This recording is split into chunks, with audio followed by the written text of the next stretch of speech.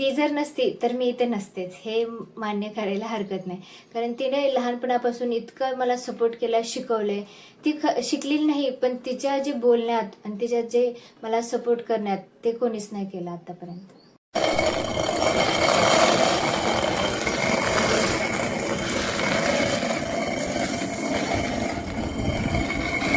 मुलीला शिकण्याची इच्छा भरपूर होती. त्यात थोडं कसं आहे, घरचे म्हणायचे की थोडं शिकू नका, 12वी झाल्यानंतर लग्न करा, असं म्हणायचे. घरच्यांची इच्छा नव्हती तरी मग सगळे म्हणले, तरी सगळ्यांचा विरोध झाला, तरी मी शेवटी सगळ्यांना मुलीच्या प्रोत्साहनासाठी मी थोडं काय म्हणजे भांडण झालं आमचं दोघांचं.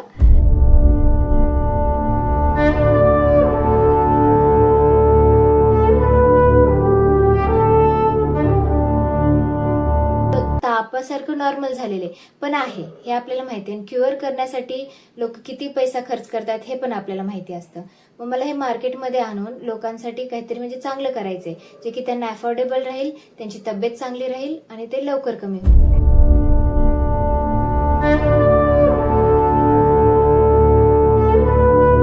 जे आयुर्वेदिक कंपनी आहे इंडियामध्ये, हिमालया, डाबर, पतंजली आणि अमिल फार्मास्युटिकल म्हणून आहे, मी त्यांना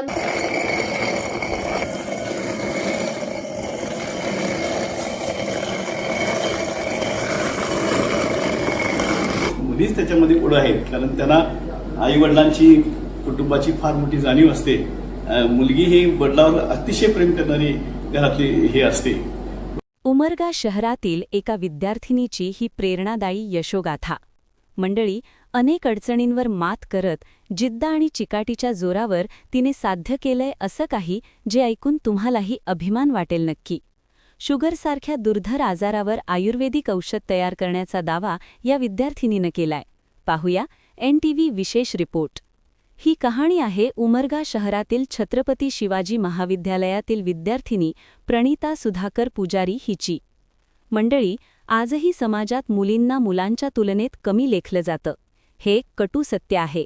पण याच साचलेल्या विचारांना छेद देत प्रणिताने आपली वेगळी ओळख निर्माण केलीय. अनेक अडचणींना सामोरं जात, शिक्षणासाठी झगडत प्रणिताने एक मोठी कामगिरी करून दाखवलीय.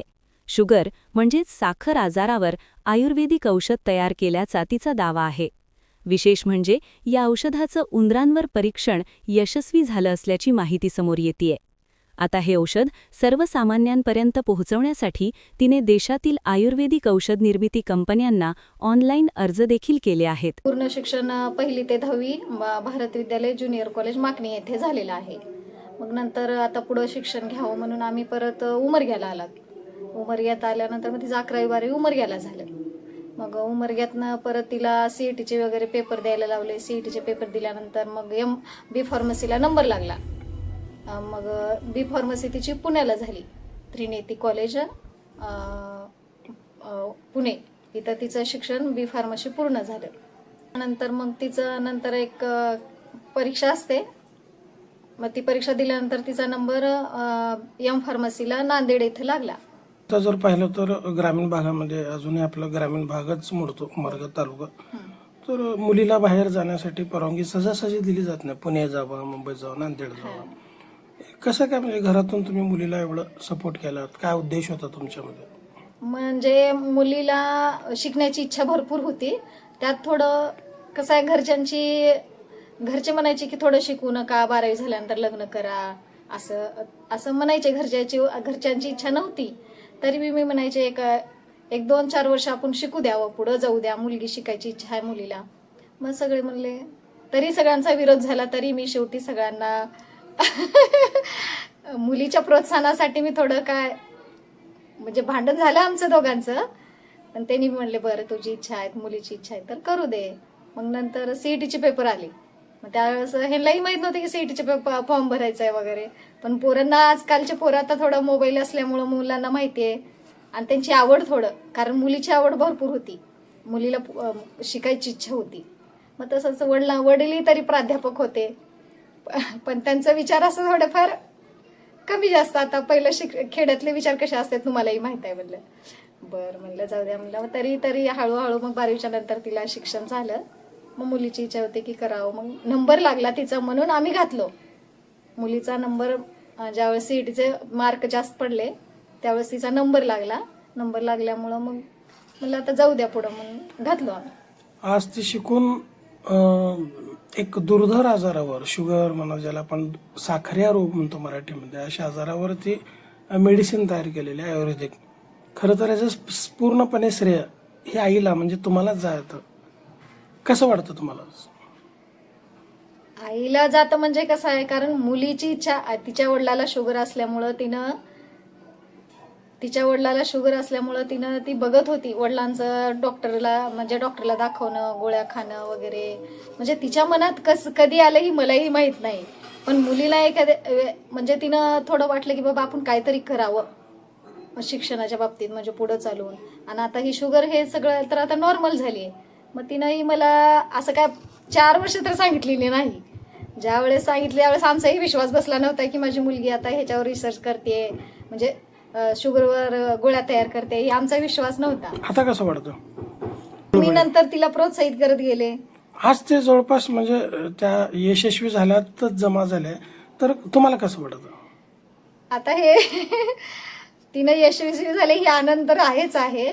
आणि 12वी झाल्यानंतर जसं घरातून आग्रह होता लग्न करा, पण तुम्ही त्याला फाटा देत त्याला शिकवलं म्हणून आज ती इथपर्यंत पोहोचली. कसं वाटतंय आज कॉलेजमध्ये म्हणजे सर्व बाजूनं तिचा सत्कार होत आहे, काय भावना व्यक्त कराल? म्हणजे माझ्याकडे शब्द नाहीत, म्हणजे भावना सांगण्याचा शब्द नाहीत, पण आता आई म्हणून एक वाटते की बाबा माझी आज मुलगी ह्या पदावर येऊन बसली की कारण एवढ्या खेड्यातून म्हणा, कारण कमी शिक्षणाच्या घरातून म्हणा, म्हणजे आज तिनं काय केली हे आम्हालाही सुद्धा कळलं नाही. पण ज्यावेळेस सत्कार झाला ही आनंदाची गोष्ट आहे. कारण तिने एका मोठ्या म्हणजे साखऱ्या रोगावर तिने एक गोळी तयार केली. इतर पालकांना काय संदेश द्याल मुलीच्या विशेष करून? तुम्ही मुलीचं शिक्षण बघा, मुलीला तुम्ही प्रोत्साहन करा, मुलीची तुम्ही साथ द्या. मुलीला आज आई वडिलांनी साथ दिले तर मुलगी आपली आज कुठेही जाऊ शकते. आणि ज्यावेळेस आई वडिलाचा जर सपोर्ट असला तर बाकीच्या कुण्या गोष्टीची गरज लागत नाही. आपल्या मुलावर आपण विश्वास ठेवणं हे लय गरजेचं आहे. प्रणिताच्या यशामागे तिच्या आईचं म्हणजेच सौभाग्यशाळी पुजारी यांचं मोठं योगदान आहे. मुलीच्या शिक्षणासाठी सतत प्रोत्साहन आणि पाठिंबा दिल्यामुळेच आज ती इथपर्यंत पोहोचू शकली हे तितकंच खरं. नेमकं तू ही गोळी म्हणजे मेडिसिन टॅबलेट तयार करावं ही तुझ्या मनामध्ये संकल्पना कसं काय सुचली?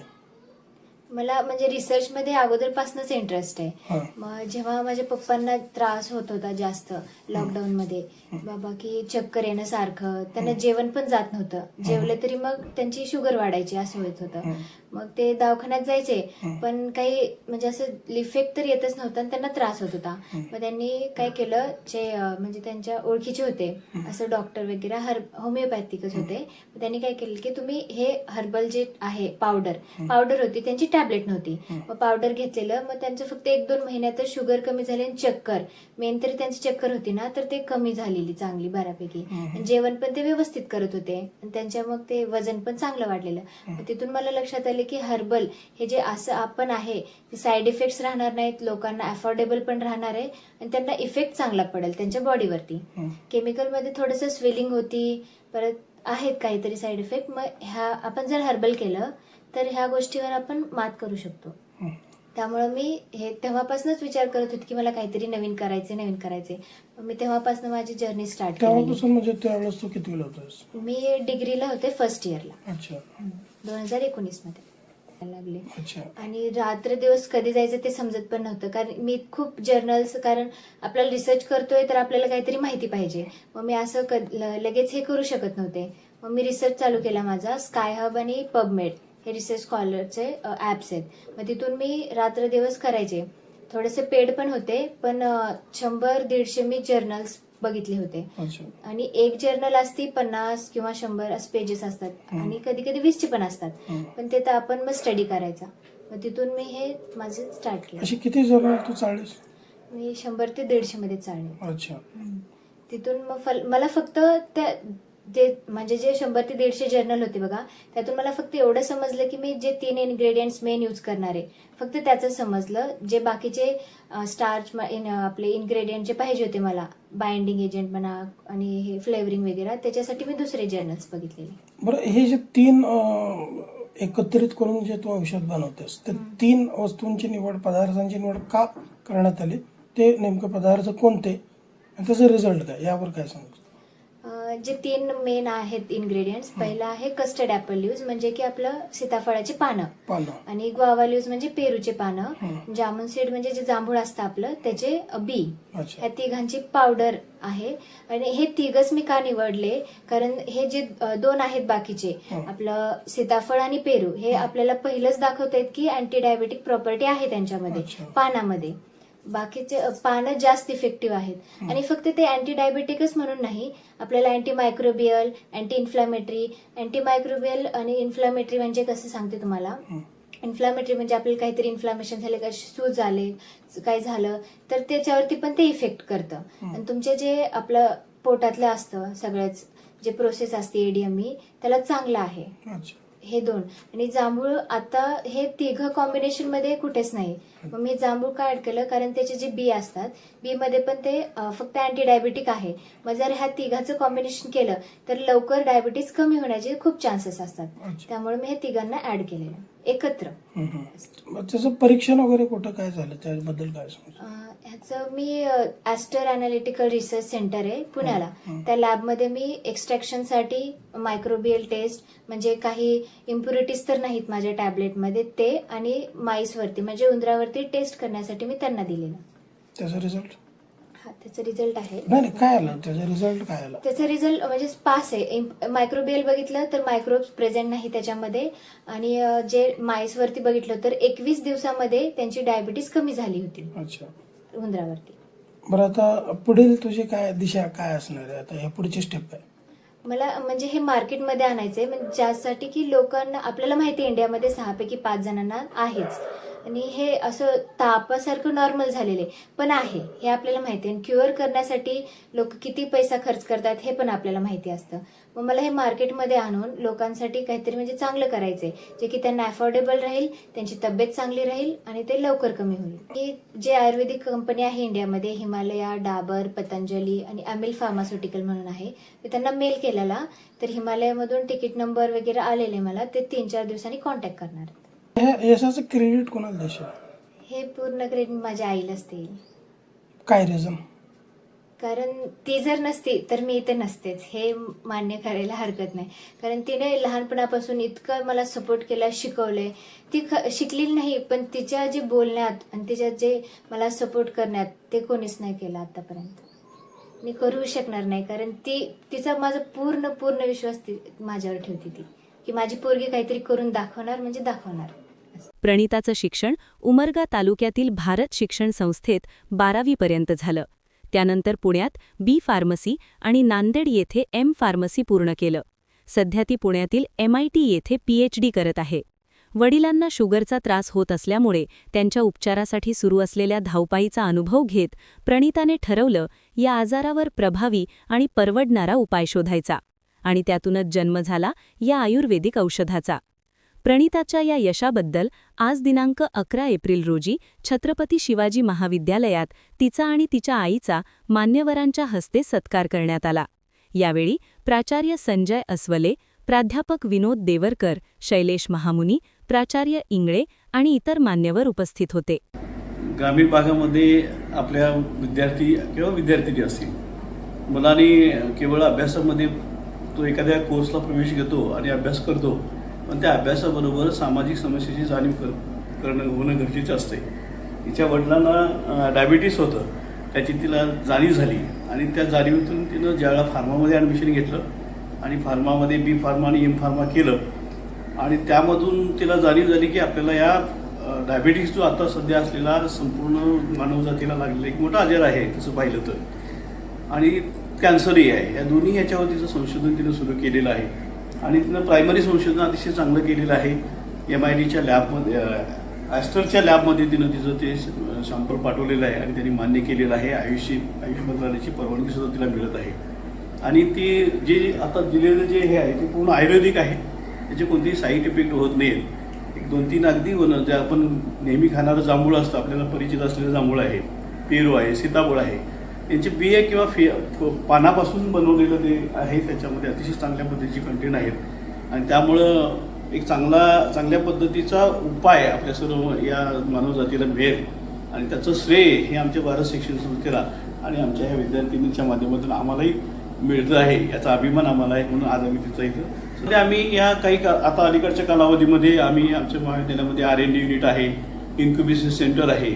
अशा काही आयडिया आल्या तर त्यांना प्रमोट करणं, त्यांना पुढं त्यांच्या त्या काही अडचणी असतील किंवा ते त्यांच्यासाठी पेटंट मिळणं किंवा स्टार्टअपमध्ये जाणे याच्यासाठी आम्ही प्रयत्न करत आहोत.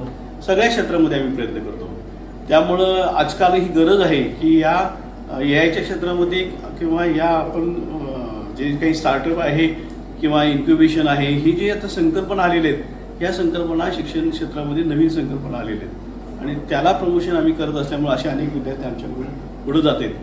ही विद्यार्थिनी जरी 11वी-12वी आमच्याकडे असली तर आम्ही तिला चांगलं मोटिवेशन देऊ आणि इथून पुढेही तिला लागणारं जे काही सहकार्य असेल ते आम्ही अगदी जे संस्था आहेत ज्यांच्याशी आमचं संधान आहे, MOU झालेलं आहे, त्यांच्याशी आम्ही सहकार्य करून हिच्या प्रॉडक्टसाठी आम्ही प्रयत्न करू. सर, गेल्या काही क्षेत्रामध्ये मुलींच्या बातम्या जास्त दिसू लागल्यात, झळकू लागल्यात, मुलींनी जास्त बाजी मारते, हे काय सर? महात्मा फुले यांची आज जयंती आहे आणि जयंतीच्या निमित्तानं मला सांगायला आनंद वाटेल की स्त्री शिक्षणाचे ते पुरस्कर्ते होते म्हणून सावित्रीबाई फुलेंना त्यांनी पहिल्यांदा शिक्षिका बनवले. पण आज खऱ्या अर्थानं शिक्षक दिन आहे म्हणायला हरकत नाही. आणि 33% आरक्षण जे मिळालं ते सर्व श्रेय हे जातं त्या महात्मा फुलेनं जातं. त्यांनी 33% पर्यंत आणून ठेवलं. आज 50% महिला आमच्या बरोबरी नाहीत, उद्या 70% पण जाणार आहेत. वर्गामध्ये संशोधनामध्ये सर्व क्षेत्रामध्ये बघितलं तर 80% मुली असतात आणि 20%च मुलं असतात. आणि म्हणून महात्मा फुलेंची जी सावित्रीबाई फुलेंनी दिलेली देण हे अतिशय श्रेष्ठ ठरले असं मला वाटतं आणि भविष्य काळात ह्या मुलीच आमच्या पुढे जातील, मुलांच्या पुढे जातील. तरी सुद्धा आम्ही मुलांना त्यासाठी प्रवृत्त करतो आहोत. पण जास्तीत मुलीच त्याच्यामध्ये पुढे आहेत कारण त्यांना आईवडिलांची कुटुंबाची फार मोठी जाणीव असते. मुलगी ही वडिलांवर अतिशय प्रेम करणारी घरातली हे असते.